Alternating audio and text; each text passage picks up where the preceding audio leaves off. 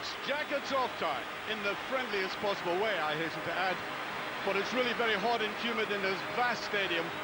But the pitch looks absolutely immaculate. In short, a perfect setting for what ought to be a feast of entertainment.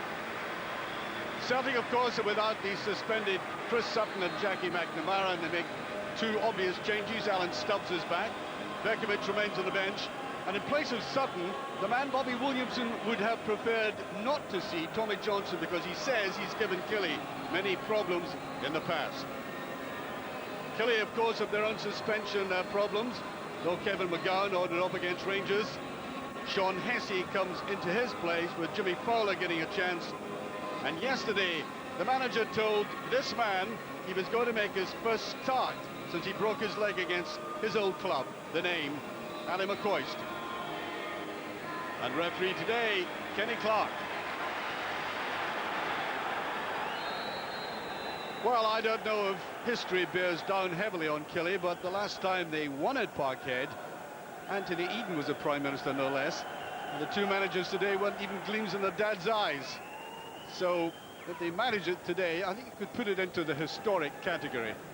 Mark you, Celtic seem to be on form, and anybody who's seen them will realise it's a different kind of spirit that exists out there. Whatever happens in the rest of the season, I think the new manager has inculcated something very quickly for them in the most positive way. Well, here and there, taking his time, just over, I think, overdoing it a little. There he is. I think you'll find him just as animated as the other gentleman at the other side of the city.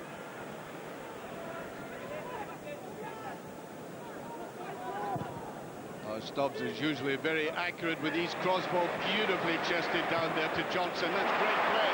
Petter. And there's Marshall. Well, he did misjudge it. Larson and Johnston in for the kill, and that was a beautiful piece of play by Celtic, originating in midfield and then swept away out to Petter. Then you can see that slight misjudgment, but he did get a touch, and that was vital. It's away and off the post. Petter.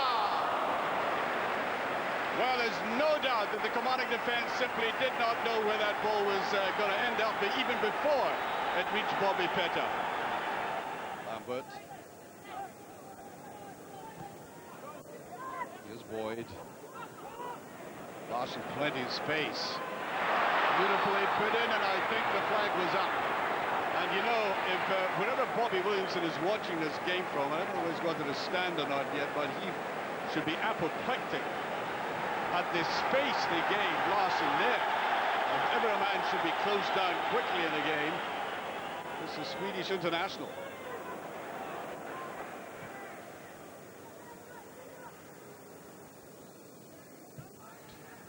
McCoist.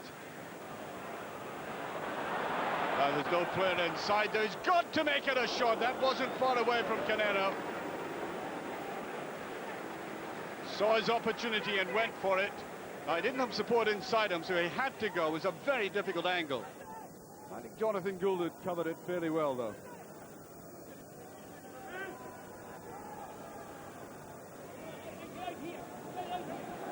A little bit of slackness creeping into Celtic's midfield play at the moment. Kilmarnock backtracking, getting players behind the ball, leaving Ali McCoist on his own up front. Challenging Celtic to come forward, which Alan Stubbs now does. That's a good ball to Johnston. He'll try an early ball. Well, before the game, Bobby Williamson did say he can terrorize our defense because he takes such an early ball, and that was a classic example of it there. He wasn't going to hesitate. As the ball went to his side, he can hit them on both sides. This time, look how early he does take it. Great save by Marshall. Mahu. McLaren. In an attacking and threatening position. There's his attempt at a shot. That's a wonderful goal by McLaren. His third goal in consecutive games. 17 minutes gone. And the first hint of danger and menace from this man, and he takes full advantage out of it. A lot of curl in the ball. Well, he played superbly well for the first half against Rangers, and he's underlining the fact that that was no flash in the pan. I've always rated this lad. He's had great personal problems, and it looks as if football and success in it will restore his faith in life.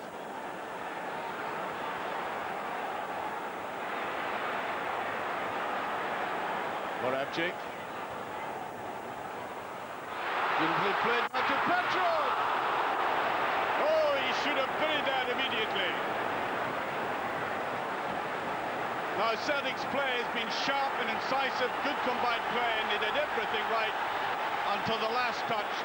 The supporters responding to the way Celtic have come strongly back from that deficit. There he is again, you see. I think Marshall really should have had no chance. Mahe. Well, he was beginning to look as if he meant business there, but Petter going on his own. A great play by Petter. There's Larson trying to get up. Once again, a perfect example of the way this man can launch himself into air like that. And even though he didn't get the touch, it was disconcerting for the defenders. Here's Baker. Koist, neatly inside, Canero making the run. There's another shot, brilliantly saved. Now that really was life-saving, that. I think 2-0 at this stage, Celtic would have been toiling. All credit to Gould to get that. Little chip there, nicely laid on, and Johnston was almost in the kill. Beautiful ball played, and again, Larson in for the touch. Johnston following on here, and Marshall turned out to be very brave. Just touched away by Holt. Celtic putting the pressure on just before half-time. There goes Petter again. Supported by Morabchik. Now what's the final ball going to be like? Marshall just cutting off Tommy Johnston.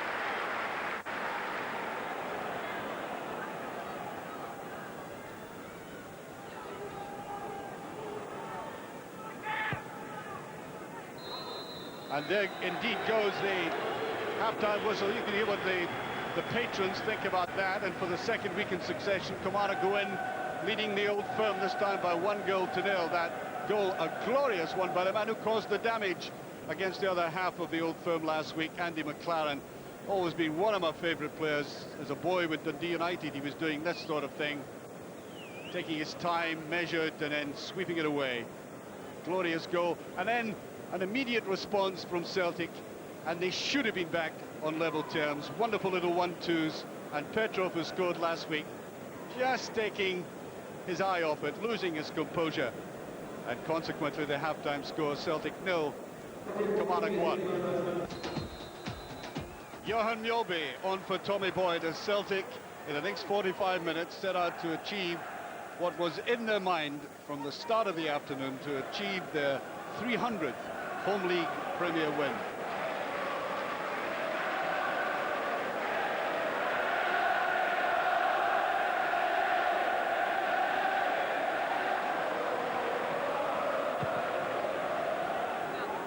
Gould trying to get depth in that, not all that successfully.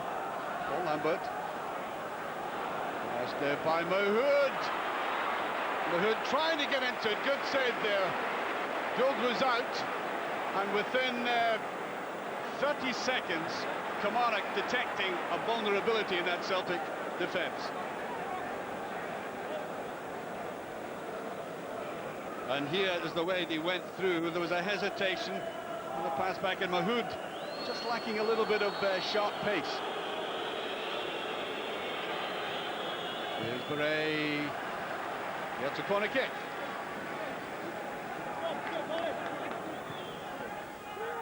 Swinging it.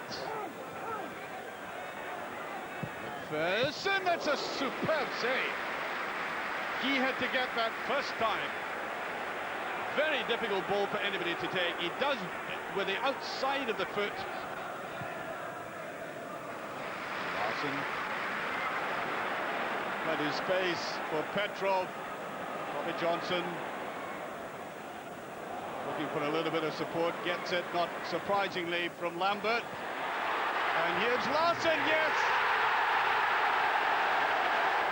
Larson, who's been able to elude the defenders with the greatest of ease, left with nobody covering him there.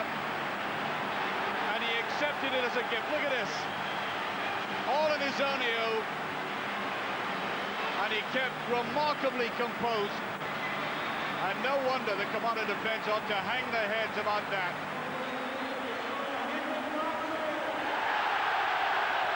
Confirmation there by the PA announcer, as if there was any doubt about it.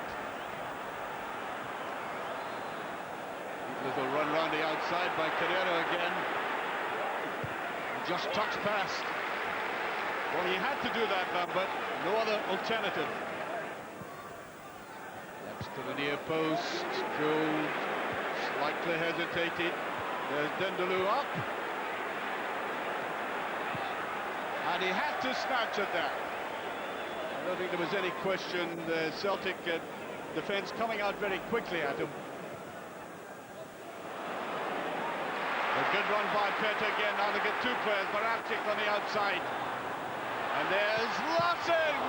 Wonderful shot. Beautifully controlled shot there by Larson.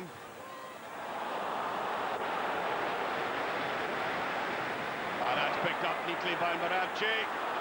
Johnston coming up on it. They've been caught out of position here. Good save by Marshall. Now Mjolby ought to have done better than that. Petrov would have let fly, and Marshall just chaperones it round the post. Well, seemed good at the time when it was played across to him.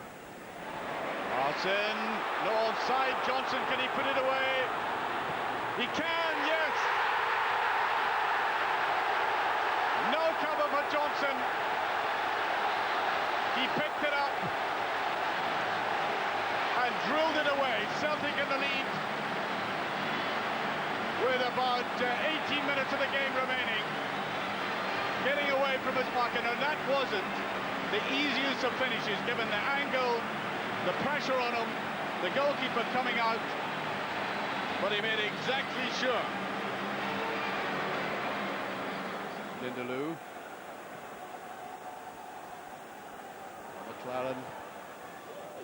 There's a little touch by Barret, who came inside unexpectedly, popping up in the middle like that. I just think there was too much angle on as he took it.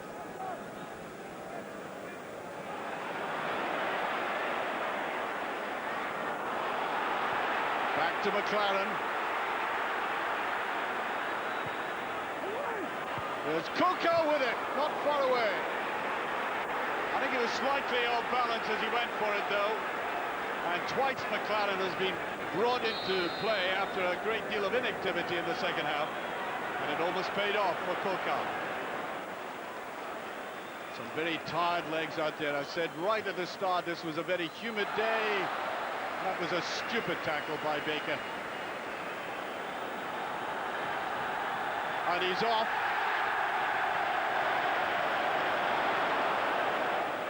And Baker is really getting himself into trouble, serious trouble.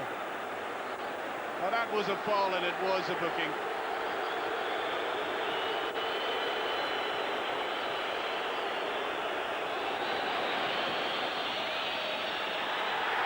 And there goes the final whistle, and I have to say that might be a roar of acclamation, but also intermingled with relief, because credit to Kilmarnock for storming back in the last few minutes of that game.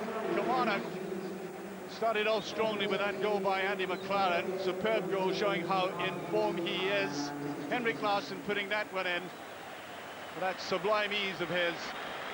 And then Tommy Johnston getting away, getting his freedom. Not the easiest of chances, I may say, to finish, but he did. And pressure at the end, the sending off of Baker to his great anguish. And I think maybe a bit harsh at the end of the day. But Celtic with maximum points, winning by 2 goals.